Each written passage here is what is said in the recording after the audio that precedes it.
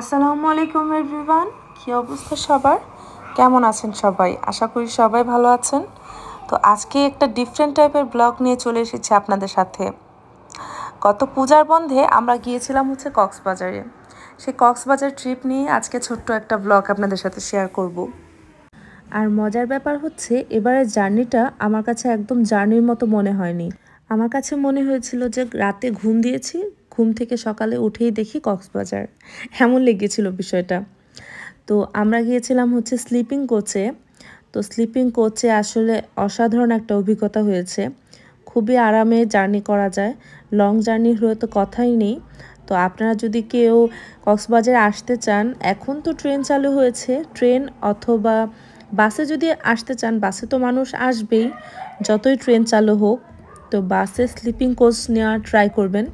ভাড়া খুবই কম, একদম রিজনেবল প্রাইসে। তো দেখতেই পাচ্ছেন একটা বেডে 2জন শোয়া যায়। তো আমরা নিয়েছিলাম 4টা বেড, 2জন করে আর কি, 8জন। আর ঘুম ভেঙেই আমি আমার ভাগ্নেকে দেখাচ্ছিলাম পাহাড়গুলো। আর একদম চলে এসেছি কক্সবাজারে। এই দেখেন, একদম মেরিন ড্রাইভ রোড দিয়ে আমরা যাচ্ছিলাম আমাদের রিসোর্টে। ইনানি রয়্যাল রিসোর্টে আমরা উঠেছিলাম। কক্সবাজার কলাতলি বিচ থেকে মোটামুটি অনেকটা দূর, বাট অটো দিয়ে যাওয়ার জন্য আর মেরিন ড্রাইভ রোডের জন্য আমাদের জার্নিটা যাওয়ার সময় অসাধারণ ছিল। সবাই মিলে যাচ্ছিলাম এনজয় করে করে, আর মাঝখানে চা খেয়েছিলাম। আর এভাবে সমুদ্র দেখতে দেখতে আমরা যখন রিসোর্টে পৌঁছে গেলাম, মানে জার্নিটা অসাধারণ ছিল, বোঝানোর মতো না। আসলে ক্যামেরা বন্দি করে আপনাদের সবাইকে বোঝাতে পারবো না বাস্তবে যে কতটা সুন্দর ছিল ওয়েদার, আর সমুদ্র কতটা উত্তাল ছিল। তো আমরা অটো দাঁড়া করিয়ে আমরা নাস্তা করে নিচ্ছিলাম, সবাই নাস্তা করে নিলাম একটা হোটেলে। আর হোটেলের সামনের জায়গাটাও কিন্তু অসাধারণ সুন্দর ছিল, মাঝখানে ঝাউবন আর সাথে একটা ছোট্ট লেকের মতো। তো পাশেই ছিল ছোট ছোট রেস্টুরেন্ট আর রিসোর্ট। তো এগুলো আয়ান ঘুরে ঘুরে দেখছিল, আমিও ঘুরে ঘুরে দেখছিলাম।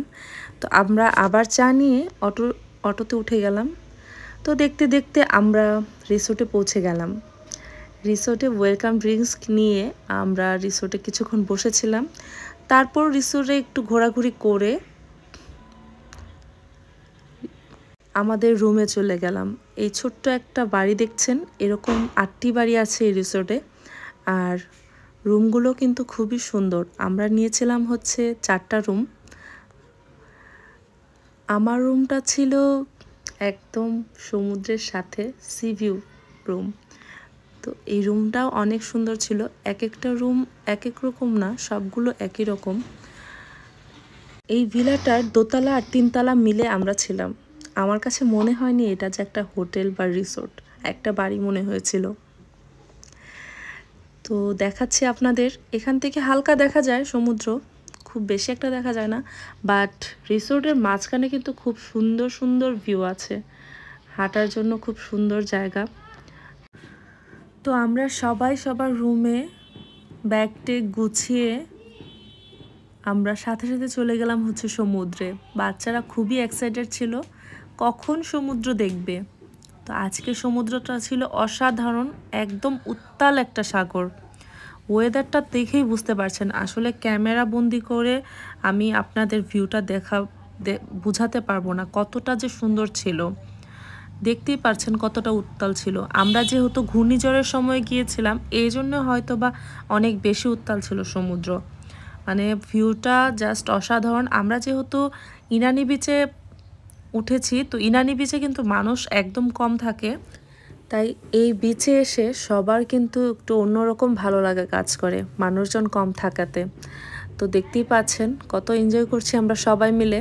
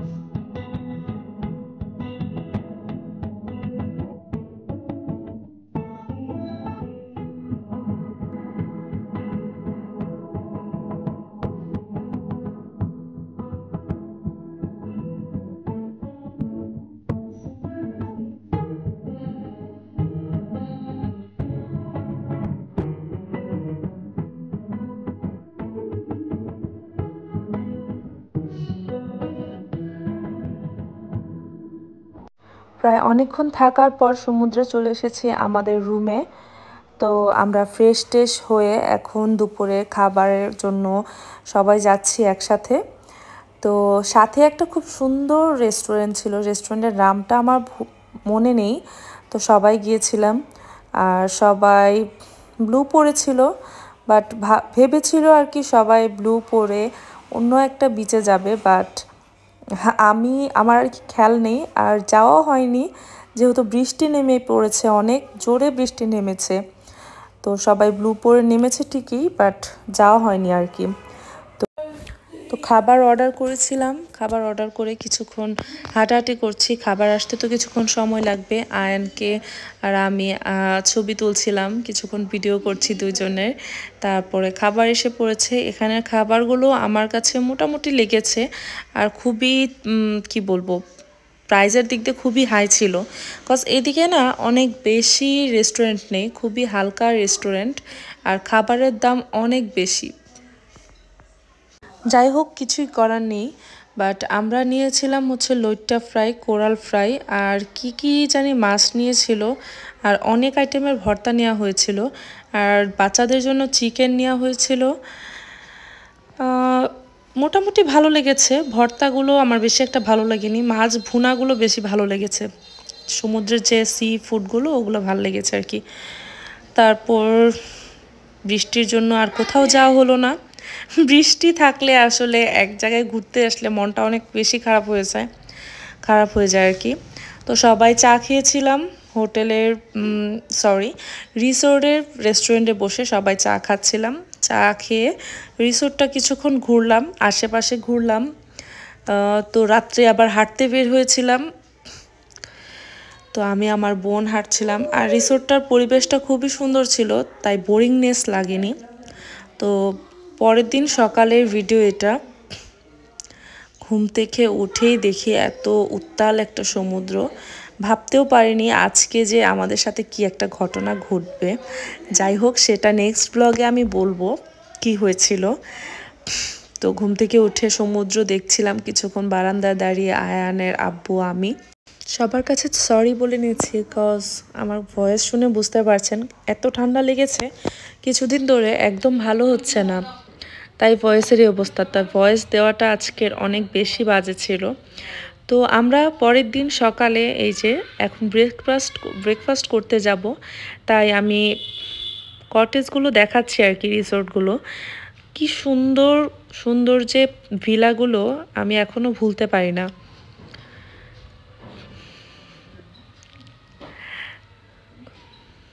তো একবার গিয়ে দেখলাম আর কি, সকাল সকাল হাঁটতে খুব ভালো লাগছিল।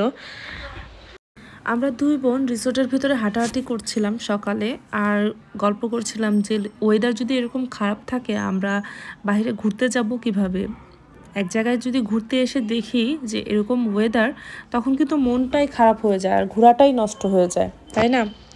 তো এরকম পরিবেশে কিভাবে ঘুরবো, রিসোর্টের ভিতরে হাঁটাহাঁটি করছিলাম। আর দেখেন আকাশের অবস্থাটা দেখে বুঝতে পারছেন কি পরিমাণে অন্ধকার করে আসছিল দিনটা। আসলে কোথাও ঘুরতে আসলে আসলে আমরা তো খুব বেশি দিনের জন্য আসি না, মাত্র 3-4 দিন নিয়ে আসি। তো এই সময়টা যদি আমরা এনজয় করতে না পারি তাহলে কেমন লাগবে। তো ব্রেকফাস্ট করতে সবাই চলে এসেছি।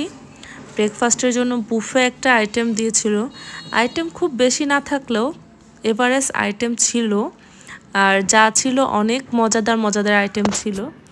তো ব্রেকফাস্ট করলাম সবাই মিলে গল্প করে, সবার শেষে সবাই চা খেলাম। আর আজকে ব্লগটা আমি এখানেই শেষ করব। এই দেখেন বৃষ্টিতে, একটু পরে বৃষ্টি এসে কি অবস্থা হয়ে গিয়েছে পুরাটা পরিবেশ। তো আমি আজকের ব্লগটা এখানেই শেষ করছি। নেক্সট ব্লগে কি ঘটেছে আমি আপনাদের বলবো। আর আমার ব্লগটা যদি একটু ভালো লেগে থাকে আপনাদের, অবশ্যই লাইক অ্যান্ড সাবস্ক্রাইব করবেন, এতটুকুই রিকোয়েস্ট আপনাদের কাছে। আল্লাহ হাফেজ।